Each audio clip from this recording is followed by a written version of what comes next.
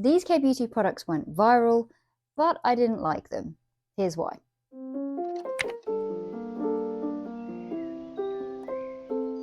Welcome to the channel. Today we are talking about viral K-beauty products that I don't like. Now I feel like this isn't that common of an occurrence for me because most K-beauty products that I try are either very good or decent. But there are a few that I don't like, and these unfortunately are part of them. Quick disclaimer before we get started.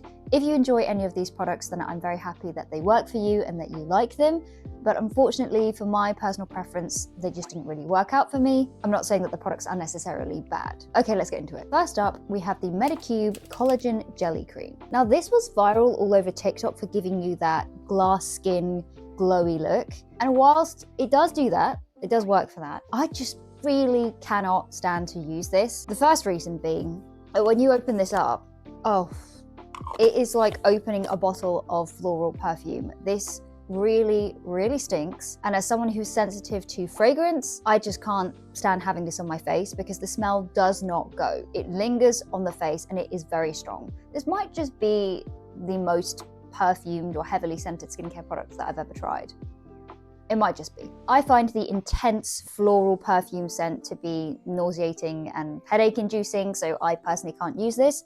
My sister is actually the one using this up. I've tried a few different products from Medicube and they've all been very heavily scented, so I wonder if Medicube skincare products are just not really for me. The second thing I don't like about this is that it is very sticky. It has a fun jelly-like consistency, which is cool to sort of play around with, but it's very thick and it doesn't really absorb very well. It takes a very long time to absorb. So it's a great occlusive from that regard. If you use it at night, it will, really just keep all that moisture in. But in my opinion, it makes for an uncomfortable sort of textural experience. I don't enjoy thick, heavy feeling products on my skin, and especially not ones that are sticky. Now I have dry skin, so I do enjoy, occlusive moisturizing products, but for me, there are other moisturizing skincare products that I would rather use that have a much nicer texture, in my opinion. It's so sticky that even though I tie back all my hair, I clip everything back, somehow individual strands of hair will still find a way to stick to my face, and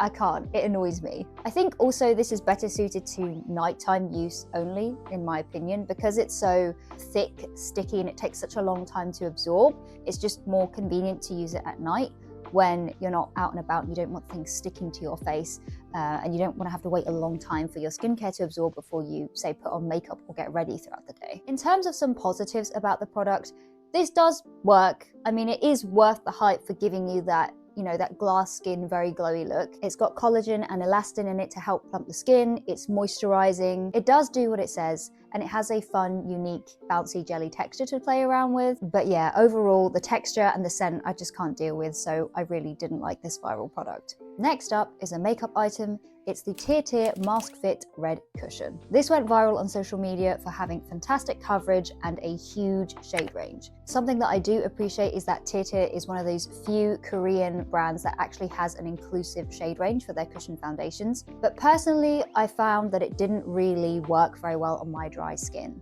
I'm going to keep this review short because I have an entire dedicated review about my experiences with this product. I'll link it below if you want to see sort of the full story and more detail. But essentially, this cushion just looks dry on my skin, no matter what kind of prep I do. So I always use a full skincare routine before I put any makeup on my face. And if I'm feeling particularly dry, then I'll use a hydrating/moisturizing primer. I've tried this with different skincare products, even some from TIRTIR's own skincare line. I've tried it with multiple hydrating/moisturizing primers, and whilst that does help it look a bit better, the end result is always the same. It just clings to dry patches for me and emphasizes dryness, and that really worsens throughout the day. So by the end of the day, my skin will just look really dry, and it's just not a good look. I also find that the finish of this isn't my favorite. So it gives a satin matte finish, but it just looks kind of heavy and not very skin-like on the skin. Even when, I shear it out on the back of the foundation cover, I use very little amounts. It just doesn't look very skin-like, and it looks makeup-y.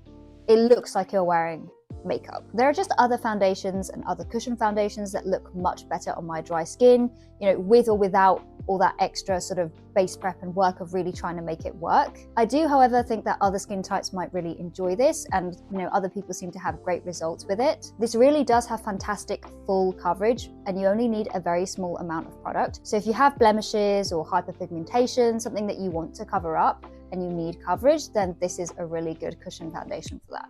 Tea break before moving on to the final product.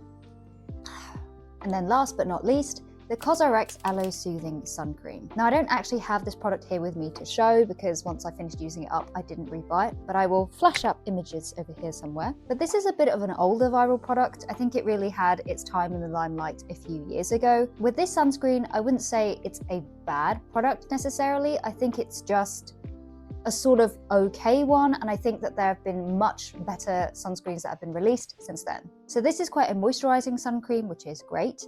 It's got aloe vera as its main ingredient to really sort of soothe and hydrate, and it worked fine on my dry, sensitive skin. My main gripes with it were the texture and the fragrance. So when I bought this product, I wasn't expecting it to have fragrance, and that's my bad. I totally should have checked the ingredients list and checked for that before I bought it, but I had used many COSRX products before, none of which had fragrance, so I really wasn't expecting this product to have fragrance.